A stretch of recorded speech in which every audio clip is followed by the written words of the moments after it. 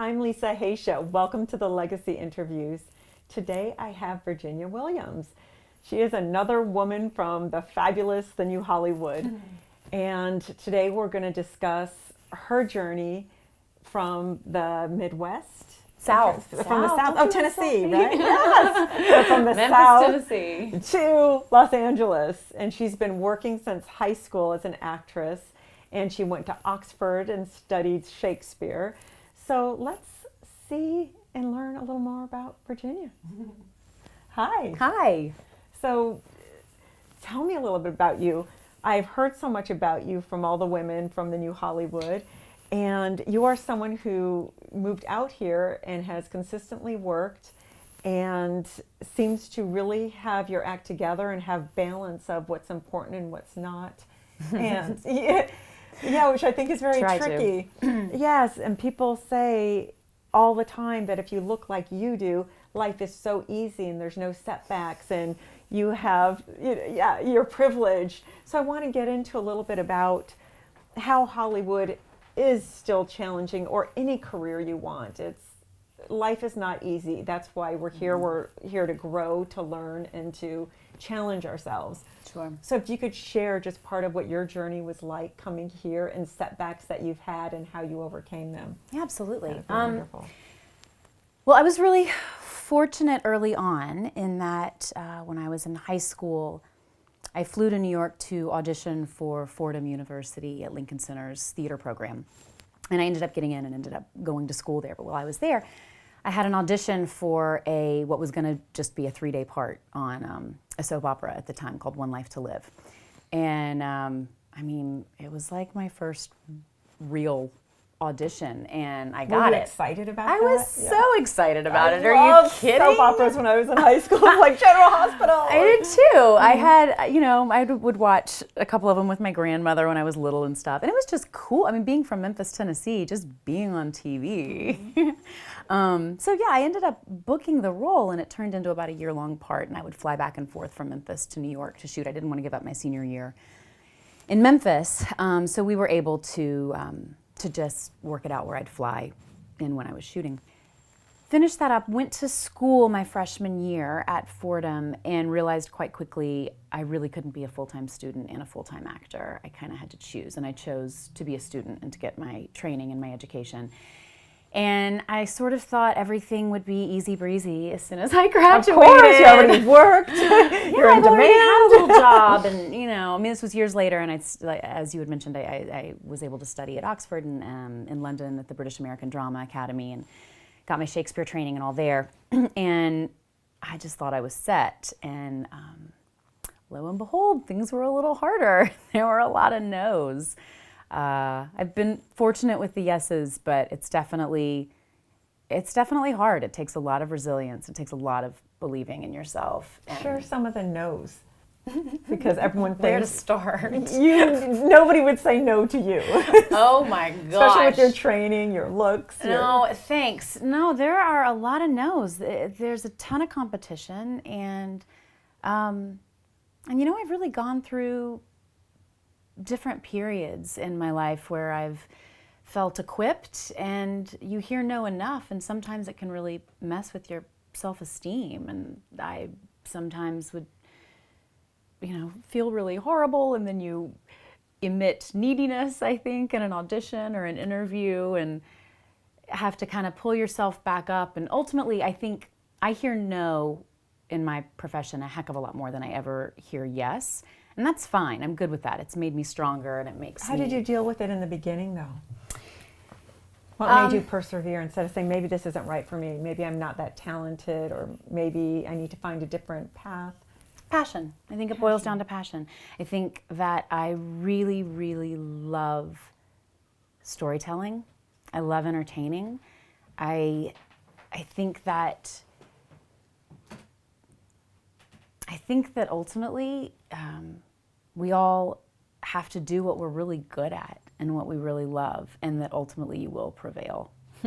And so I think I just knew that if I kept working at it, that eventually some breaks would start coming. And as I said, I had had a couple of lucky breaks, but the snowball effect sort of happened later. And I mean, I remember moving to LA and going to my mailbox going, if I don't get a job in the next month, I'm gonna have to move out. I can't afford my apartment. And lo and behold, a residual check came in from something I'd done before. And then the next month I got a voiceover job or whatever. And things kind of happened. And then I remember after I'd been here a little over a year, I guess, and just could not get arrested, I got a guest star on something, which led to another, which led to another. And that year, I think I did about 10 or 11 guest stars. And then I got my first pilot. And then, you know, work begets work. Work begets work. Yes. But you just got to get that first job. Absolutely. So what was that first job? After the soap soaps operas, and yeah. things I'd done. I did a guest star on Cold Case out here in LA, and then I got a recurring on a show called My Wife and Kids, and then that led to, I'd have to look at my resume, I honestly don't even remember, this was like 10 years ago. It just led to a bit of a snowball effect, and shortly thereafter I got my first pilot, which was a big deal. I had a really great time doing that, and then the year after that I ended up having my own show on Lifetime, and that was really great, and that opened some other doors. What was the name of that show? That was called Monarch Cove. It was a telenovela kind of setup where there were 14 episodes. It always had a beginning, a middle, and an end. It was never going to go on for multiple seasons. It was kind of a encapsulated one-season show, but it was fun. I shot it in Australia, and I learned a lot about my own resilience. I learned a lot about loneliness in this business. Living in Australia, having no friends or family anywhere nearby, and working.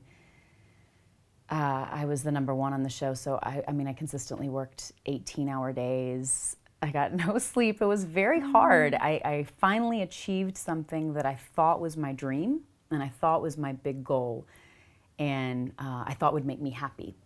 And I realized that it wasn't exactly what I thought it was going to be. And what really made me happy was connection with my family and my friends, was being able to work but not having it completely swallow me and engulf me. And that was a major life lesson I learned on that show, that I will not give all of myself to my job again. I love my job, but it's not. So what happens if you get this huge film and you get a TV show? Would you say no, I'm No, not? of course not. And I've been fortunate enough. I mean, the last show I did, I was the number 2 on, and it was kind of great because I worked a lot, but I didn't have the whole pressure of the show on my shoulders. But I will inevitably, and I do pilots all the time or other projects where I am the first lead in it, and I love it. I love it. I just have learned that I can't give all of myself to it. Now, some things are a time thing. If I'm on set, I'm on set, I'm working. I can't take hours out to go have lunch with my husband. Yes, I can't get that in my contract. But I can choose to manage my time better, and when I'm not at work, not be at work. When I'm at work, I'm focused, I'm there, I'm at work. But when I'm not at work, I have to step away from my work and not let work-related things completely engulf me. Because work isn't just being there and shooting the scenes. It's interviews, it's photo shoots, it's doing magazines, it's doing radio shows, it's doing everything else, and it's finding a balance. You can do all those. You can do a lot of those things. You can't necessarily do all of them. Yes. You have to pick and choose, And not all of them at once. and not all of them at once, and decide what is in alignment with my values. Where are what are the outlets that are going to reach the audiences I want to reach? And how do you do that? How, for anyone who's listening, how do you make that choice of this is more in alignment with my morals and values, but this one makes more money and it's a good opportunity to lead to something else, even though it's longer hours and I don't want to work that? How do you know when to compromise and when not to, where it doesn't swallow up your life? Because I've had some actor friends who, they were saying what you said, but they kept getting financially rewarding roles after role, and they're like, I want this much, I want $1 million for 3 weeks. Okay. And it's like, you're not supposed to say okay. So then they found themselves working and working and working, and it just, they couldn't get off that train because they couldn't say no. Honestly, I mean, my honest answer to you is there isn't a perfect answer. For me, it's prayer. I just pray about it. I sit quietly and I pray, and I just try to listen to my intuition and my gut. And inevitably I'll do projects that I'll then look back on and go, ugh, kind of wish I hadn't done that one. That didn't turn out how I thought it was going to, or whatever the case may be. But you try your best to be conscious of Sure. the choices you make. And I just try to put it out there what I really want to do. That doesn't mean I'm necessarily going to get every project that's in alignment with my value. I'm going to be offered things that may feel out of sync, and I have to go, okay, well, how out of sync is it? Is it? Am I still able to ultimately make a difference? If I do this project, will it raise my profile in such a way that I can make a difference because my profile is raised, and I can do interviews, or I can, whatever the case may be, to ultimately make a difference in the world. It's not all black and white. It's very, very gray. But just listening to my gut and my intuition and praying about it and seeing, just doing the best I can. It's a daily struggle. Yeah, I wanted to know, how do you plan your day, your months, your years? Do you have a vision plan that you created that you look at and readjust? For sure. Tell us a little bit about that, because people don't know how to get there. So many younger kids would die to be in a soap opera. They would love to be a star or an actress or whatever it is, a writer, producer. But how do you get there? They don't have the tools of how to create a vision plan, or you think about their legacy or what they want their life to mean. Right. Well, I'm part of a group called the New Hollywood that you had mentioned earlier. It's a philanthropic goal group for women, and it's an incredible organization. There are maybe 25 of us in it right now. It kind of changes from year to year, and the primary purpose of it is it's women supporting women in the arts. There's so much competition in this industry and just among women in general that it really places its focus on how can we help each other, how can we encourage each other. One of the best things about it, I think, is that we not only celebrate in each other's joys, we also empathize and share in each other's tears. And I think that's a really important element, to be able to celebrate and mourn together and learn from each other. Absolutely. I think that's a great thing to point out, because so many people do it alone, or think I can't have friends because those are my competition, or I can't give this person a tip of this job because they might take it away from me. Exactly. Oh my gosh. And what's great about this group, I mean, I remember recently I had an audition for something, and I thought about one of the women I'm friends with in the group who'd be so perfect for it. Of course, I would love the part, but I thought, oh my gosh, if I don't get it, this girl would be great for it. This is so right up her alley. So I texted her right away and said, hey, have you been out on this? She said no. So you need to contact your people and tell them they need to get you in on this, because you're really right for it. I'm happy to send you over the script if you want to see it.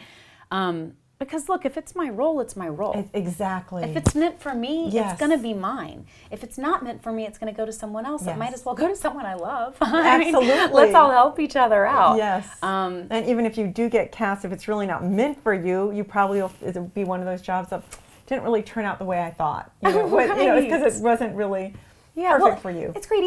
Even recently, I was testing for something, and it was myself and two other women there, and one of the women was very much to herself, and almost seemed a little like she was trying to intimidate the rest of the room. And the other girl needed some powder, some blush, something she'd forgotten.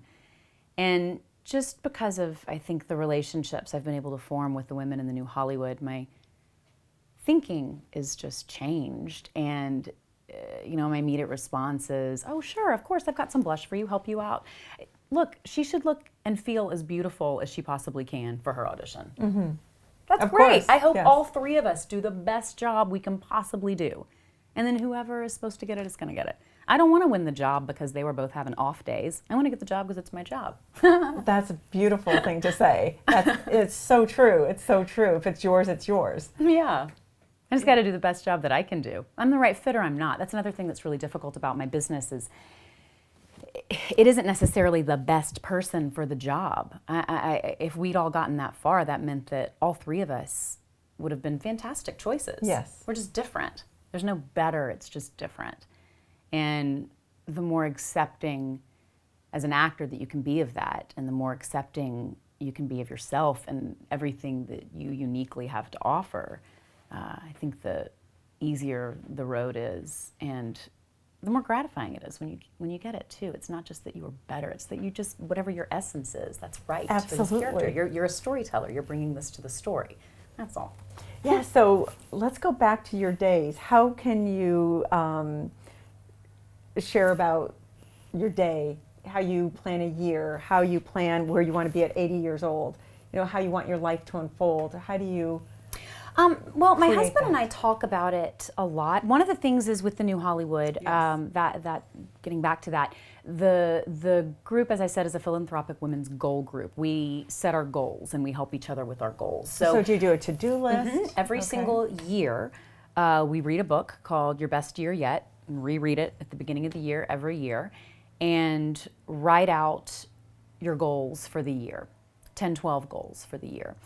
And then break them down into quarters of the year. So these 3 goals I'm really going to focus on this first quarter, and then these 3 goals I'm really going to focus on the second quarter. And some of them, of course, will take the full year to complete, and some of them might be a one-off. One might be go skydiving. Okay, one day, you're done. Yes, yes. But one of them may be write a book.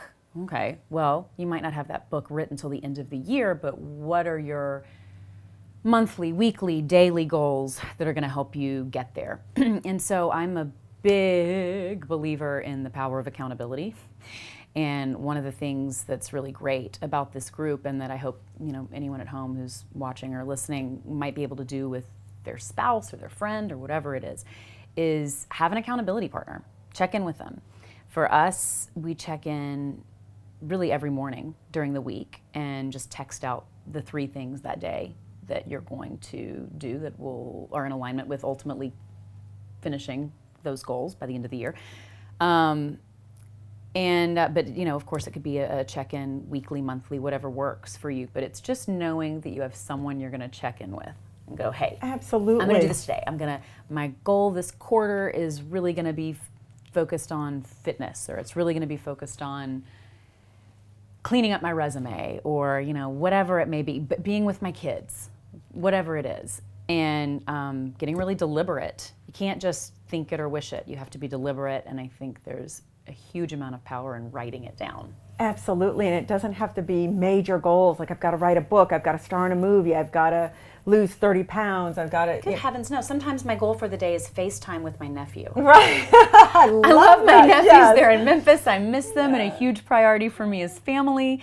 So, hey, if I don't write it down and let my goal partner know, Yes. like, oh no, today's the day. I'm going to carve out 10 minutes. I'm going to FaceTime with my nephew. Put it in your calendar. You know, whatever Yes. it could be. And then another day it might be something a lot bigger. Yes. Like, you know, I don't know, whatever. Spend 3 hours writing that book. I'm not writing a book, by the way, but you get Whatever the it idea. is, yes. Yeah. Training at the gym for that goal in 3 months. Exactly. So Well, and it's creating habits.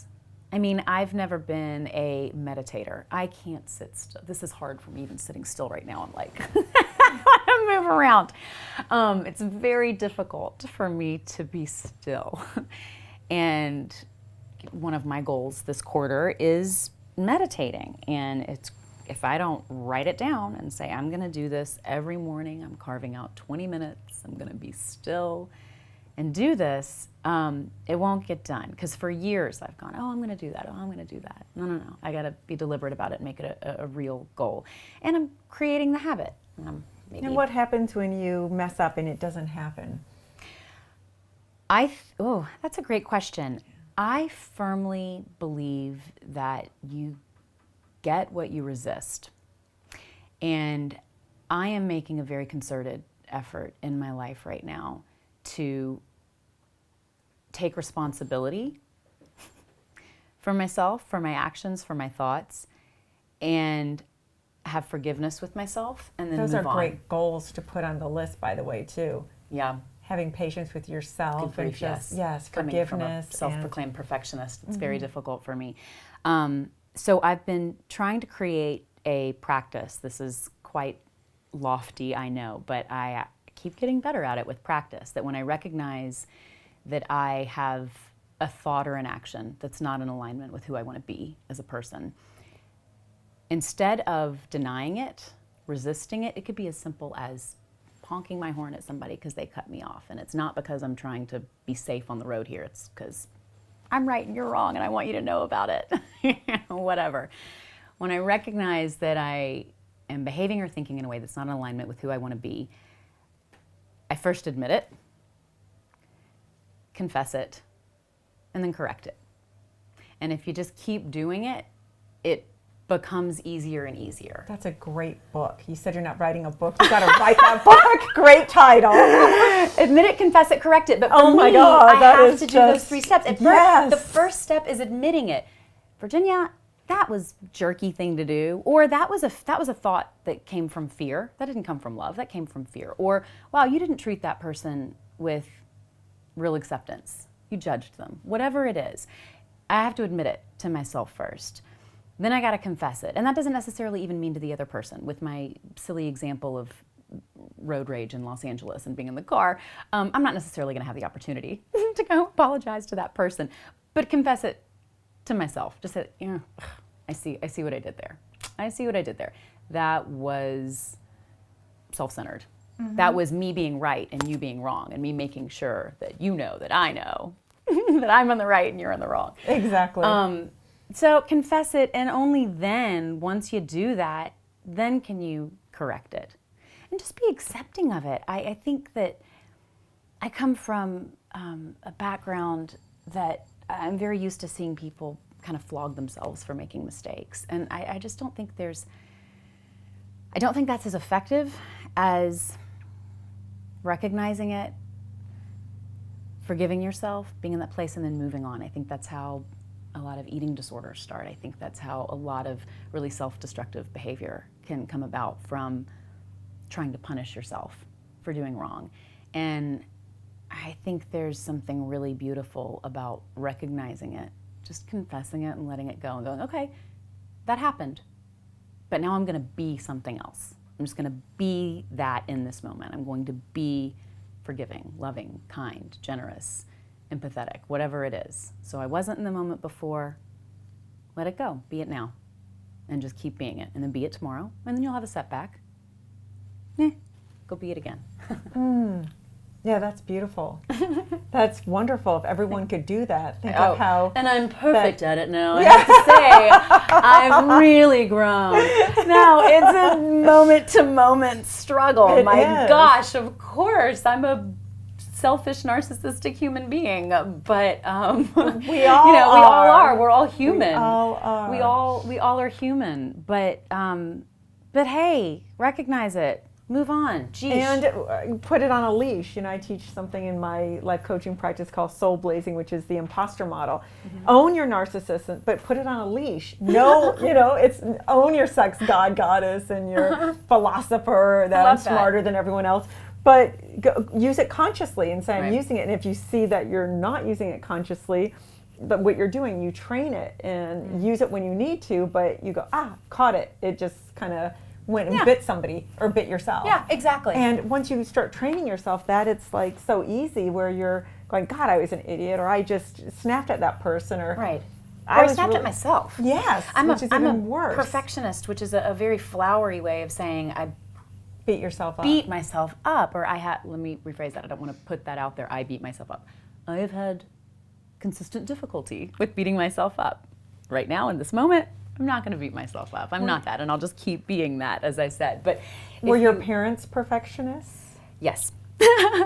Yes, most definitely. Were you a straight A student and the good kid in the class, or do you have siblings? I have a younger sibling. We were good kids. I actually, funnily enough, I was much more free, I think, as a kid. I didn't really care that much about school. I made okay grades. I went to a difficult school. I went to an all-girls school that was quite good academically.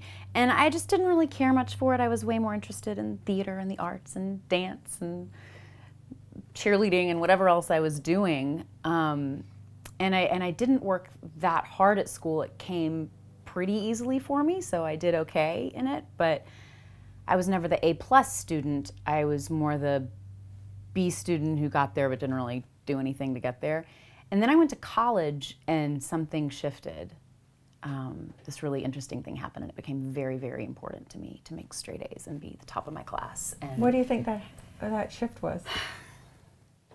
I think I recognized that I had gotten a lot of stuff pretty easily. Some things came pretty easily to me, and while that can be, that's a blessing and that's great, and I don't want to discount that, I realized that to those whom much is given, much is expected. I really believe that, and I thought, I don't want to be someone who just kind of gets away with doing this or that or the other. If I want to be great, I gotta harness it and be great. And I just thought, I think I'm gonna respect myself a lot more. Grades, schmades, but for me at the time, I needed to make really good grades to believe that I was smart. I didn't believe that I was. And so if I made great grades, then I could believe that I was smarter, and it empowered me to tackle some other areas in my life. So for me, it ended up becoming important. What made you believe you weren't smart if school came easily for you and you got B's without trying? I guess just being a bit of a slacker in the area. I guess I knew that I was intelligent to be able to get by and make okay grades without trying, but I didn't really think I was smart. Maybe I was scared to really try because I'm such a perfectionist. If I try at something and I'm still not good at it, oh, that kills me. So I think I was kind of scared to try. And then when I thought, you know what? That's stupid. I'm going to try and see what happens. And I was able to do well. But sometimes I try and I'm just simply not good at something. And that's learning self-acceptance too. And you're okay with that today? Today. Sure. I love and accept myself. Yes. It's a constant journey. What's something you would love to do that you're not good at? It's interesting. I would love to be able to play a musical instrument with a really high level of skill. To be fair, I've never really tried that, though. Probably scared I wouldn't be good at it, so I haven't tried Or it. you have a lot on your plate. Or I'm actually just really busy. My husband and I got certified in Scuba last year. And I thought this would be super easy for me. I'm very adventurous. I'm not scared of water. I grew up on boats. I'd even been scuba diving before, for heaven's sakes. But I was very surprised when we got certified. I actually, when we were doing this one dive before we went down, had a full-on anxiety attack. It completely shocked me. This wasn't scary to me at all that morning. And then here we are, and I get out there. There were a couple things that went wrong with my equipment. There were some parts and pieces that weren't going well. I think this was a great thing that happened because it probably protected me, because there were some problems with the instruction and the equipment. But it really surprised me, and I would just beat myself up about it. Oh, that's something you can control, is your anxiety. That should be flog, bad, bad, bad. And I just had to ultimately look at it later and go, I got to let it go. Maybe that was something that was protecting me. Maybe that was supposed to. Absolutely. Maybe that was supposed to happen that way. My husband and I went to Fiji and did the same thing, taking the course together to get licensed. And he just did it and was fabulous. And I had anxiety. And I'm same with you. Swim. We were snorkeling every day.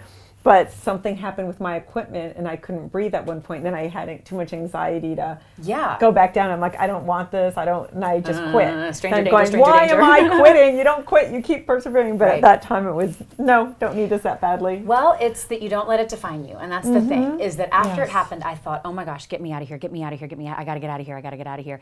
And I had this moment, and I thought, if I don't go back down there, if I don't try this again, I will always remember this moment, and I will always be scared of scuba diving. I need a minute. I'm going to catch my breath. And it took a while, and I told the instructor, I said, I want to go through everything again. I want to check all my equipment. Let's go through all this again. It took me maybe a couple of hours to get calm enough to do it again. But I thought, I'm gonna quit her. I'm not gonna let this get the best of me. I know I'm strong enough to do this. Yes. But I need to be smart. So Yes. let's check all my equipment. Let's go over everything again. And we did. And once I got comfortable with it, I thought, okay, it's now or never. It's now or I will never scuba dive again. I know it. I will never do it again if I don't do it now. And I did it, and I got certified. And, it was great. Yes, yes. I'm still not saying it's my favorite thing. Have you done it again? I have not.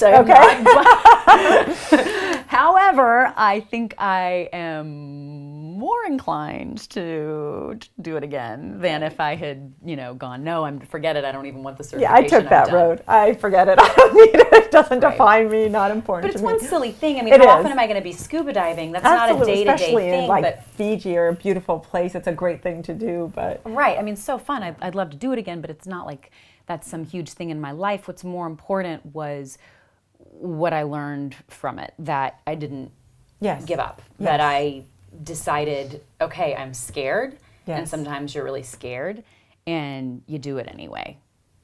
Yes. And then you did it, and you're like, okay, now I have a choice. Do I want to do it again or not? Yeah, I'm done. It doesn't matter. I think I'm good. I don't really have any desire to go scuba diving again, I'm going to be honest, but at least I know for myself, I have a lot of, my self-esteem raised a little bit. Yeah, and it just helps, whittle away at that fear. When you have fear, it just permeates every area of your life. Yep.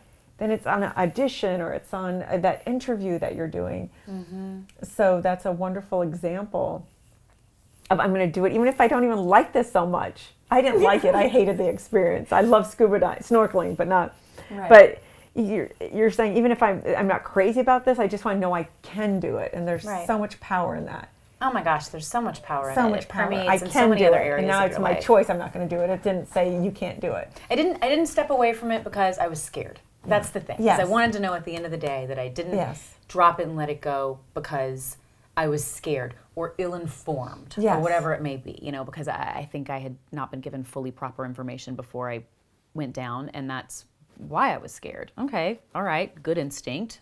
Thank you. Yes. That I was made this way to be able to be protected. But now take the next step, which is, okay, well, how do I get the best information that I can then? Let's change the course of this, and let's make sure that I'm empowered to try it again and do it again and not operate from a place of fear. Mm-hmm. And, when I did it again, it doesn't mean that I was suddenly not scared anymore. Of course I was. I just had a full-on anxiety attack. I know exactly what that feels like too. Like the hour before. It wasn't like this was days later. It was like an hour or two later.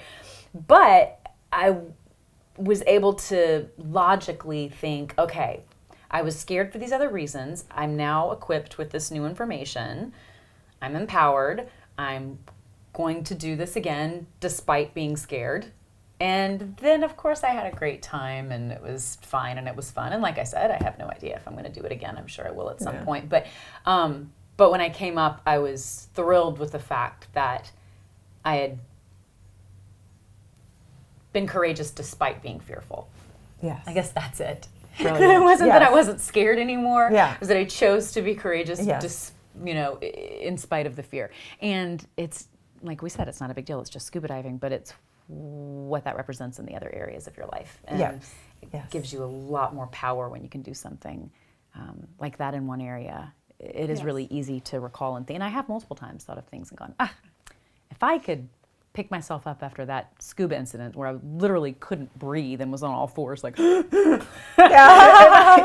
mean, I really thought I was having a heart attack. If I can just an hour or so later pull myself together, get the best information, be empowered, and go try again, I can certainly do this, Yeah, I wanted to ask you, what's the best piece of advice you've ever received? And listening to you, I'm going, God, that's great advice that you just gave them. But what is the best advice that you've ever received?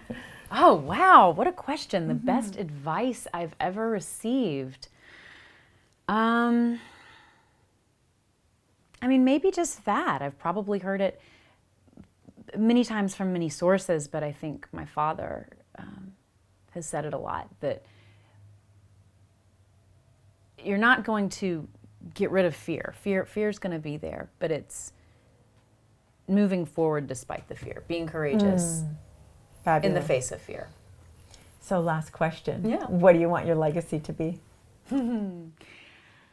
I want to be known as a woman who was open, who was trustworthy, who was present,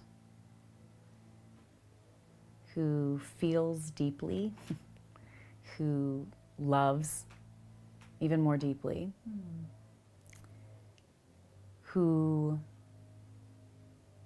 cares about other people, who fights against injustice, and who made other people feel special. I think those are the words I'd love to be described as. And I think some of those areas are areas that I have a natural proclivity towards and are quite easy for me, and some are areas that are not as easy for me, and they're a constant, deliberate, conscious practice that I notice the areas that I... But it is a practice. But it's a practice. It's a practice. Life is a practice. It's school. We're in life school. Sure. And some things come more easily, and that's great. And those are my gifts. Those are my talents. Those are how I've been blessed. But some of those things I said are a little harder for me, and that's okay. And I go, okay, well, but that's what I want my legacy to be, though. So I'm going to get a little bit better at it each day, hopefully. Beautiful. Thank you so much for being here today. It was so nice meeting you. Nice meeting you, too.